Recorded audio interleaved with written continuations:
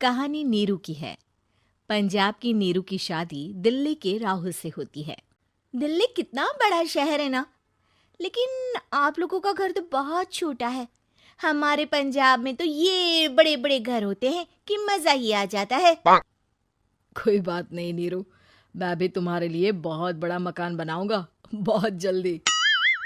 नीरू के पिता जहाँ पंजाब के जाने माने व्यापारी थे, वहीं उसका पति राहुल दिल्ली में एक सिंपल नौकरी करता था।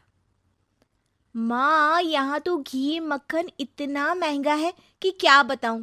मैं तो तरस ही जाती हूँ घी खाने के लिए। नीरू की माँ को ये सुनकर बहुत दुख होता है।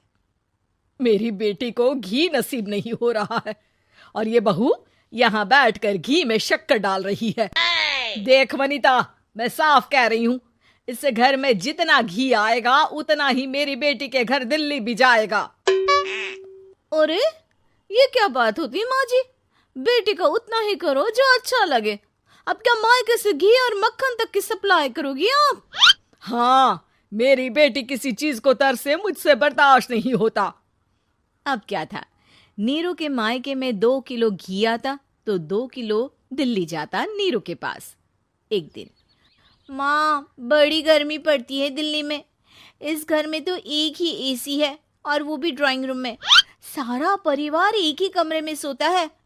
हाँ बेटा, वो तो हर घर की कहानी है। यहाँ भी एक ही एसी है। अरे बिल इतना आता है कि क्या बोलूं। तभी वहां राकेश आ जाता है। माँ, थोड़ी देर में यहाँ कुछ प्लम्बर आएंगे मेरे कमरे में एसी लगाने। जरा ध्यान से लगवा देना ना माँ। ओए, ऐसे कैसे तेरे कमरे में एसी लगेगा?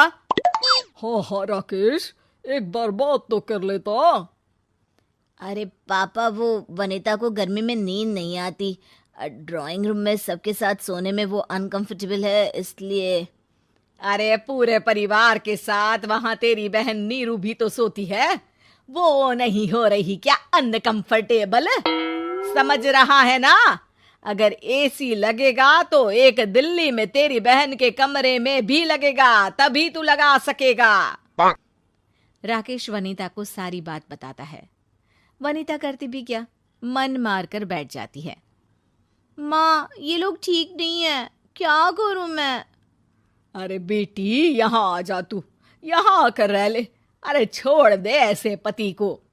कैसे छोड़ दूं माँ? समाज क्या कहेगा, लोग क्या कहेंगे? वैसे भी मेरा एक बेटा है मयंक। अरे हटा बेटा, तेरी उम्र ही क्या है, इतनी परेशान रहेगी तो काम कैसे चलेगा। खैर, बात आई गई हो जाती है। माँ को लगता है कि नीरू ठीक है, तो वहीं नीरू के मन में एक ही लाइन चल रही होती है, यहाँ आजा। माँ ने तो बोल ही दिया है कि यहाँ आजा। बस मयंक थोड़ा सा बड़ा हो जाए, इन गरीबों को छोड़कर मैं वापस माँ के पास ही चली जाऊंगी। वो इसी सोच में बाजार में चल रही थी कि मैम, आपका दुपट्टा जमीन को छू रहा है। नीरू जैसे ही उस लड़के की तरफ देखती है, देखती ही रह जाती है। हाय रे, कितना सुंदर लड़का है ये। अब क्या हुआ? मैंने कहा आपका दुपट्टा। तो खुद ही उठाकर दे दो ना। लड़का समझ जाता है कि नीरू उस पर फिदा हो चुकी है। वो उससे उसका नंबर लेकर चला जाता है। अब क्या था, नीरू और रोहित में लगातार बातें होने लगती है। मैं हरियाणा का रहने वाला हूँ, यहाँ एक बड़ी कंपनी का मैनेजर हूँ। अच्छा, और कितने बच्चे हैं तुम्हारे? बच्चे? अरे मेरी तो शादी भी नहीं हुई है। तुम बताओ, शादी करोगी? नीरू शर्मा जाती है। अब लेकिन मैं तो पहले से ही शादीशुदा हूँ। मुझे फर्क नहीं पड़ता, बस तुम शादी कर लो, भाग चलते हैं। बहुत पैसे वाला हूं मैं, हमेशा खुश रखूंगा तुम्हें। नीरू रोहित से मिलकर सारा प्लान बना लेती है और फिर एक दिन घर से भाग जाती है। दोनों शादी कर लेते हैं। शादी के बाद, क्या बात है नीरू, तुम्हें परेशान सा देखता हूँ, सब ठीक तो है ना?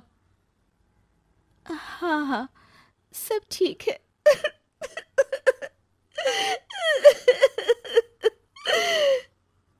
ये कहते कहते ही वो रोने लगती है। अरे क्या हो गया, रो क्यों रही हो? मैंने तुमसे एक बात छुपाई है और वही बात अब मुझे परेशान कर रही है। रोहित, मेरा एक बेटा भी है, उसका नाम मयंक है। क्या बात कर रही हो? ये तुमने मुझे पहले क्यों नहीं बताया? देखो नीरू, मेरी माँ को मैंने ये नहीं बताया है कि तुम शादीशुदा हो। बच्चा मैं मैनेज नहीं कर पाऊंगा। नीरू को समझ में नहीं आता कि वो क्या करे। तुम उस बच्चे को अपनी माँ को क्यों नहीं दे देती? नीरू चुपके से माँ को फोन करती है। माँ, क्या मयंक को तुम रख सकती हो? बेटा, मैं राकेश के साथ बात करती हूँ। आखिर घर का बेटा वही है, जो वो बोलेगा। वैसे भी बेटा, तूने जो किया है ना, उसके बाद से पूरा घर तेरी बुराई कर रहा है। मैं भी अब किसी से तेरे लिए लड़ नहीं सकती। राकेश बेटा, नीरू ने तो जो किया बहुत ही बुरा किया, लेकिन मैं सोच रही थी कि क्यों ना मयंक को हम यहाँ ले आए। तभी वनीता बोल पड़ती है। वाह जी, ऐसे कैसे यहाँ ले आए? यहाँ क्या भंडारा भरा है?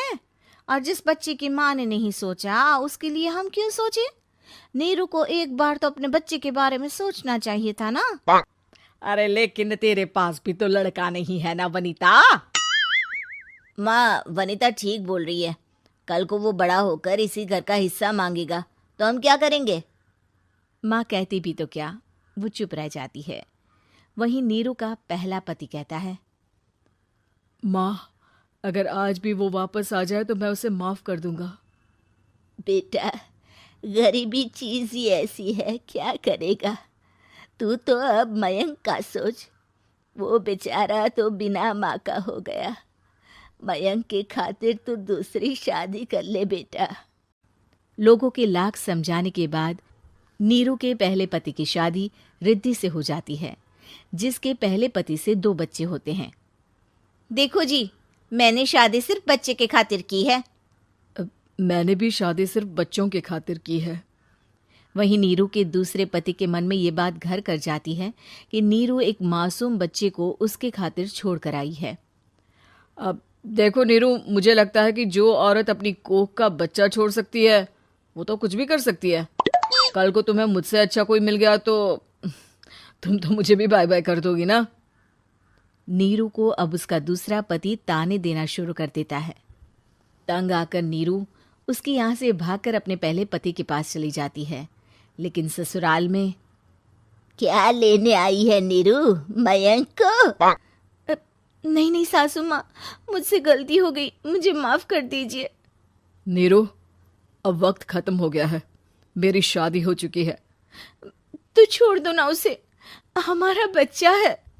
मैं आपको अपनी माँ नहीं मानता, मेरी नहीं मान तो बात अच्छी है।